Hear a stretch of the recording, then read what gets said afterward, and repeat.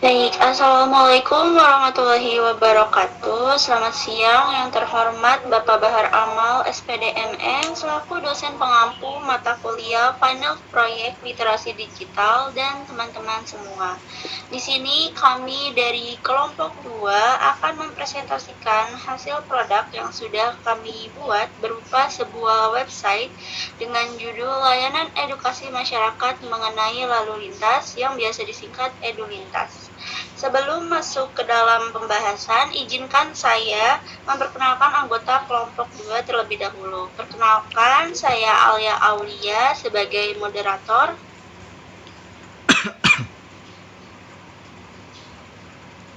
Selanjutnya bisa dilanjutkan.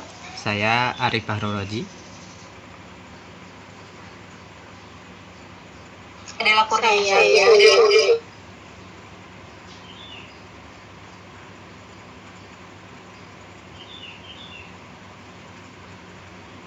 Saya Firdausya. Saya Raisya Aulia. Baik, tanpa berlama-lama langsung saja masuk ke pembahasan. Dipersilahkan. Oke, baik. Terima kasih atas kesempatannya. Di sini terdapat EduLintas. EduLintas itu sebelumnya EduLintas ini apa sih? Jadi di sini kita mau memperkenalkan dulu. Pertama di sini EduLintas adalah sebuah website edukasi yang dibuat untuk memberikan informasi serta pembelajaran mengenai keselamatan dan aturan berlalu lintas kepada masyarakat, khususnya pelajar dan pengguna jalan.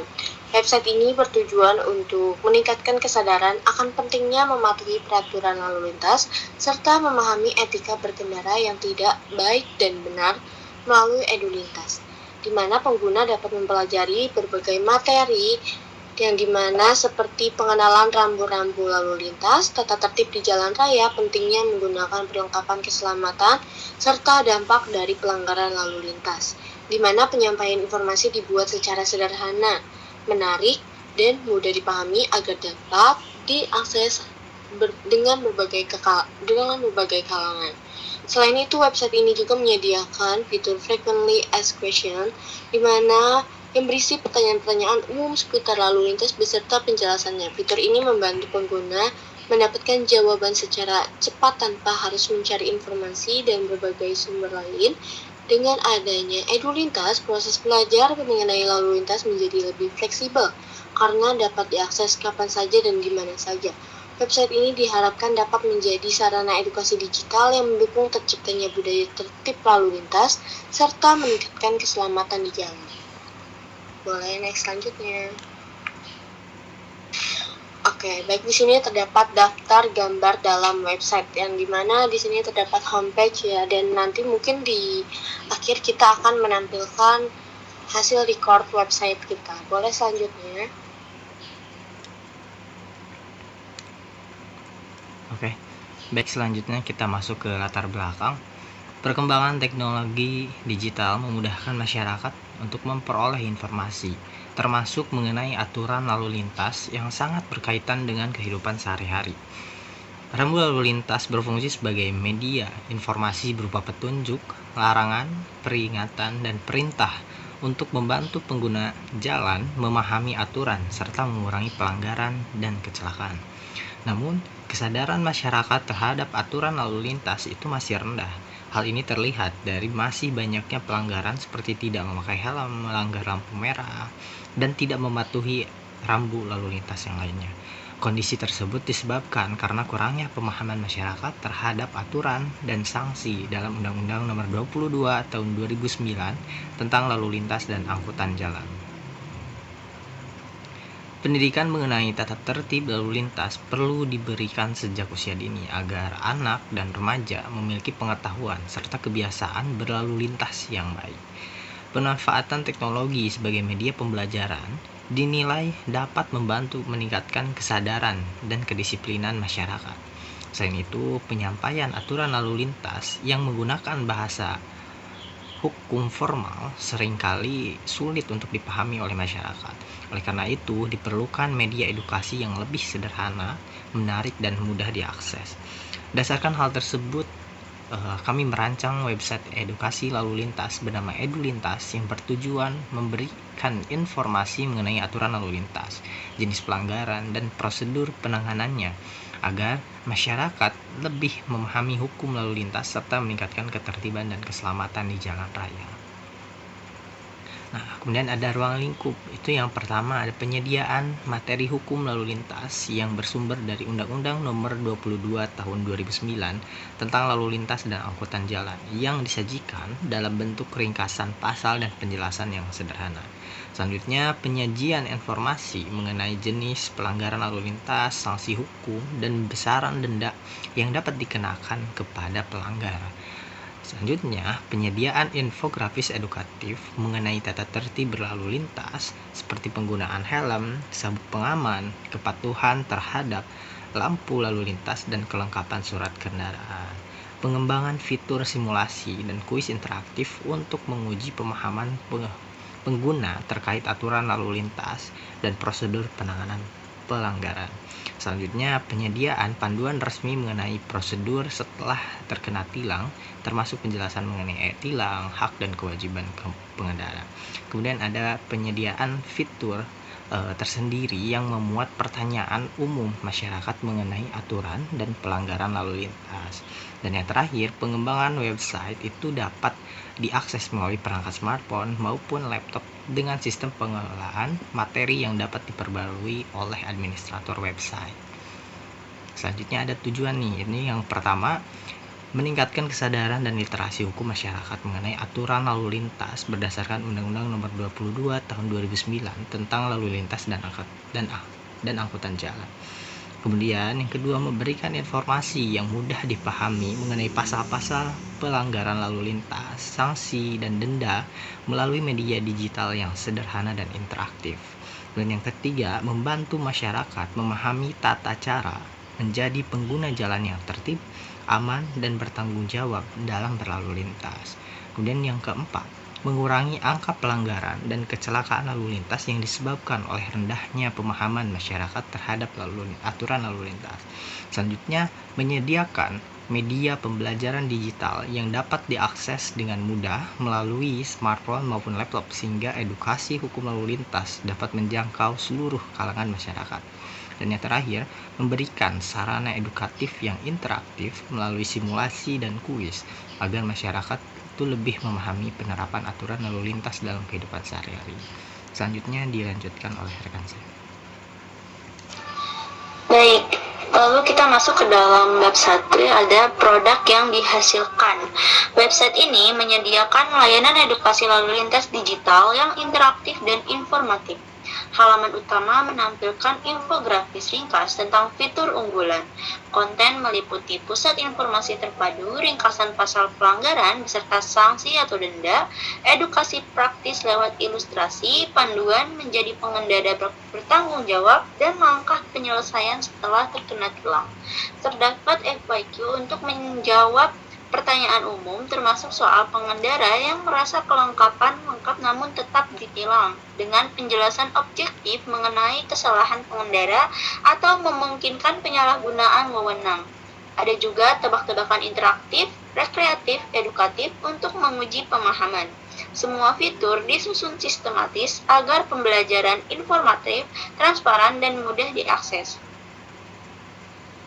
Lalu selanjutnya ada sistematika dari laporan itu sendiri. Yang pertama diawali dengan kata pengantar, lalu ada daftar isi, daftar gambar, lalu selanjutnya ada bab 1, pendahuluan yang berisi latar belakang, ruang lingkup, tujuan, produk, sistem atau alat yang dihasilkan, lalu ada sistematika penulisan. Kemudian untuk bab 2 sendiri atau metodologi itu berisi metode pengembangan atau rancangan sistem, rencana kerja, persiapan pelaksanaan pekerjaan, jadwal pelaksanaan pekerjaan, struktur organisasi proyek, uraian tugas tim. Lalu yang ada bab 3, hasil dan analisis, itu berisi implementasi dan pengujian.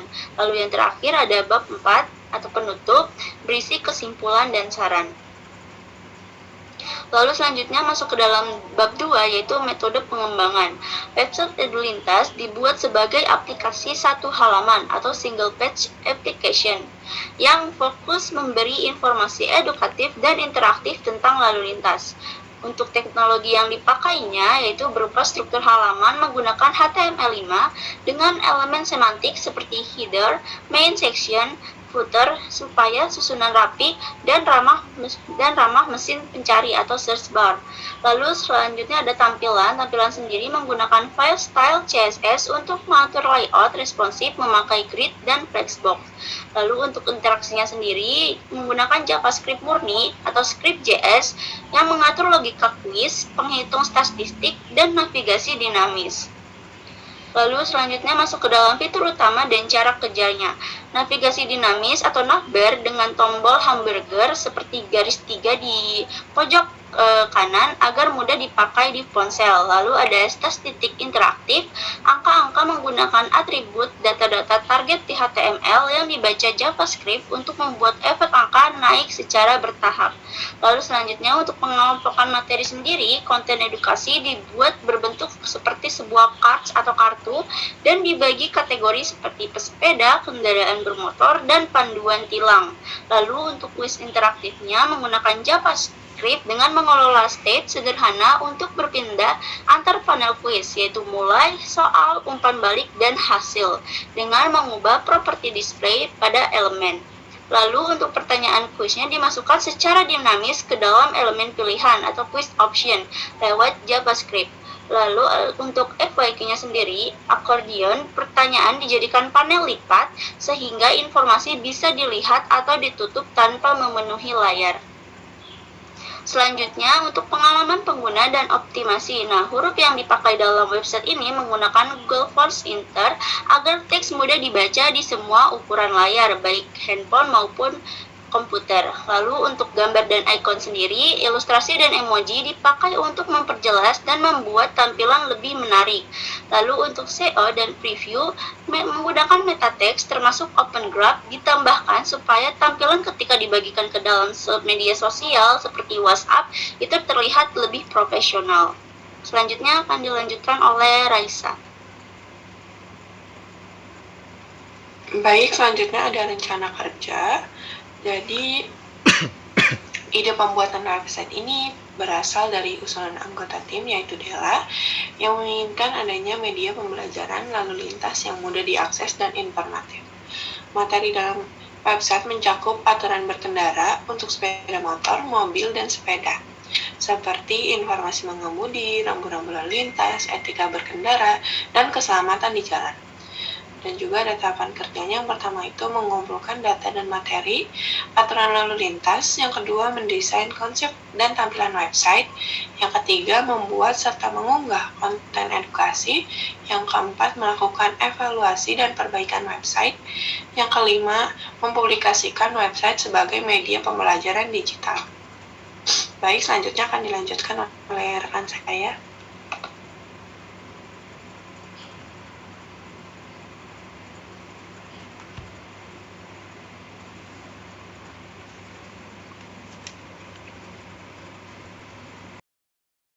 Saat terkena tilang manual maupun elektronik, termasuk pembayaran e-tilang.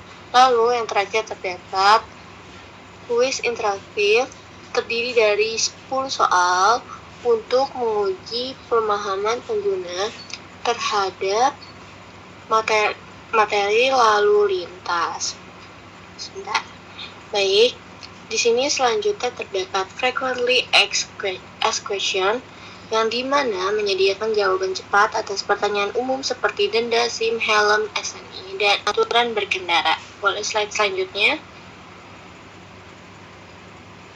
Oke, di sini terdapat pengujian website edukasi lalu lintas, di mana tahap pengujian dilakukan menggunakan metode black box testing, yaitu pengujian yang berfokus pada fungsi sistem tanpa melihat kode program tujuannya untuk memastikan seluruh fitur website berjalan sesuai dengan rancangan, di mana hasil pengujian menunjukkan menu navigasi pada halaman beranda berjalan lancar tanpa error.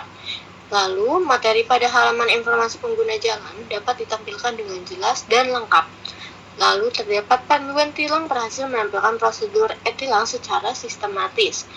Dan kuis interaktif mampu menerima jawaban, menampilkan benar ataupun salah, dan menghitung skor akhir secara otomatis. Lalu terdapat frequently asked question, di mana berhasil menampilkan jawaban otomatis melalui sistem drop-down saat pertanyaan diketik. Secara keseluruhan, website edukasi lalu lintas dinilai layak digunakan sebagai media edukasi lalu lintas berbasis website karena informatif, interaktif, dan mudah diakses masyarakat. Boleh slide selanjutnya. Akan dilanjutkan menurut saya.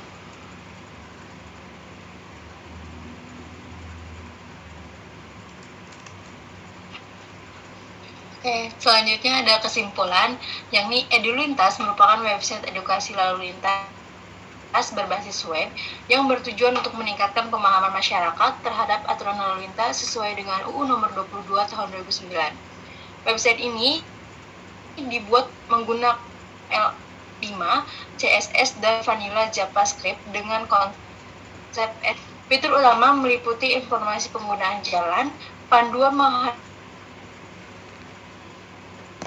tilang, seluruh fitur berjalan dengan baik, sehingga EduLintas dapat menjadi media edukasi yang efektif untuk meningkatkan kesadaran dan kepatuhan berlalu lintas. Next.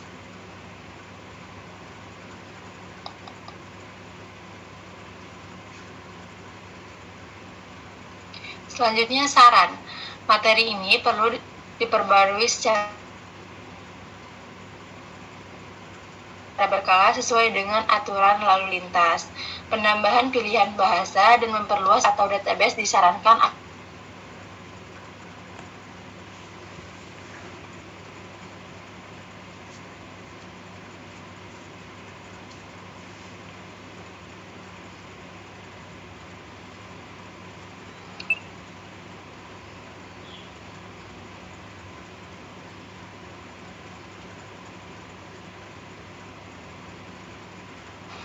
Baik, selanjutnya akan dilanjutkan ke dalam penjelasan websitenya.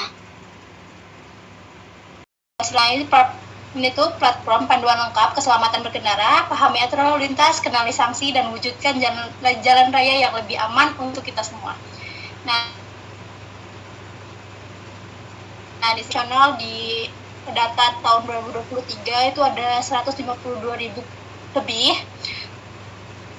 Terus pelanggaran tercatat di tahun 2023, pelanggaran dalam satu periode operasi nasional itu ada 30.000. Nah ini data-datanya. Terus ada dasar hukum dan informasi pengguna jalan.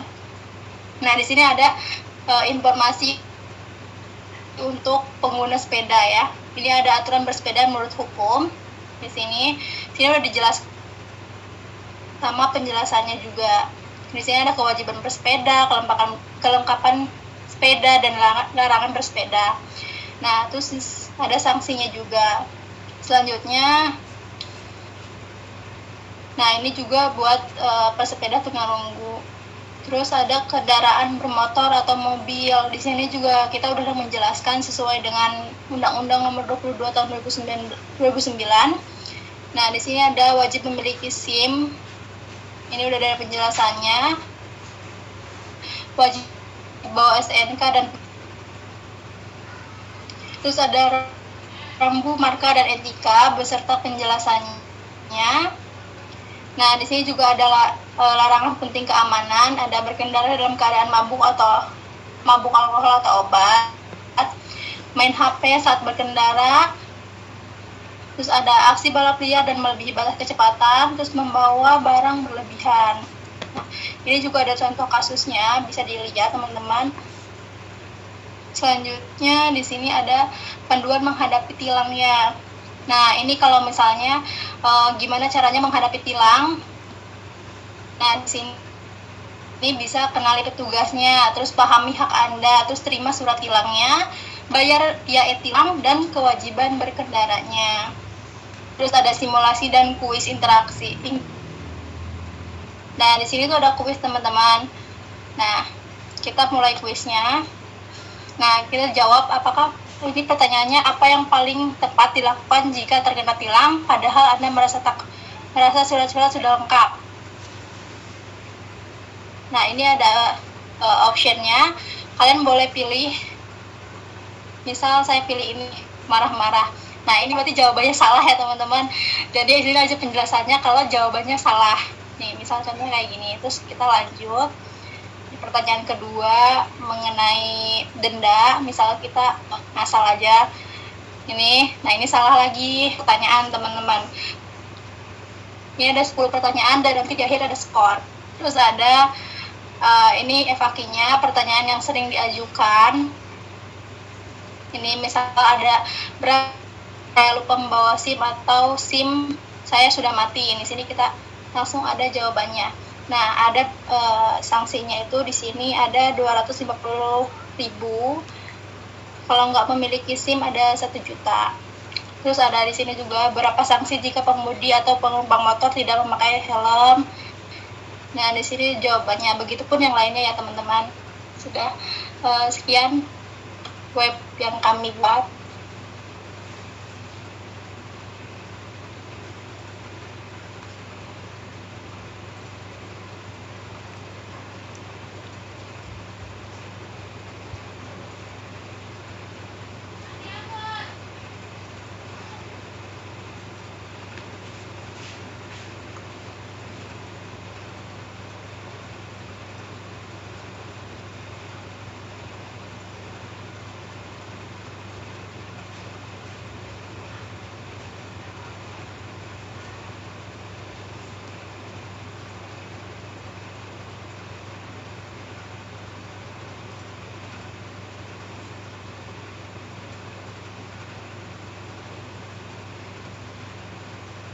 Bapak, mohon maaf, apabila videonya nggak bisa ditampilkan, nggak apa-apa atau gimana?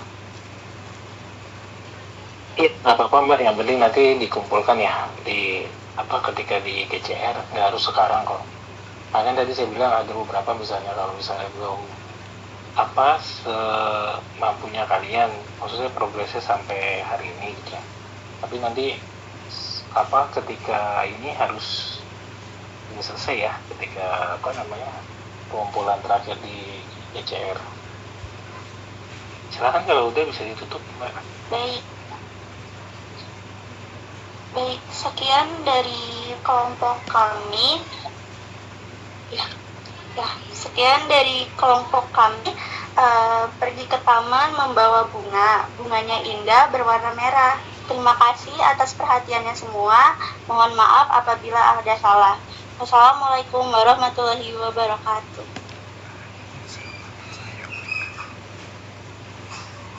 Ya, Waalaikumsalam warahmatullahi wabarakatuh. Terima kasih teman-teman dari kelompok 2 atas presentasinya. Kan nanti ada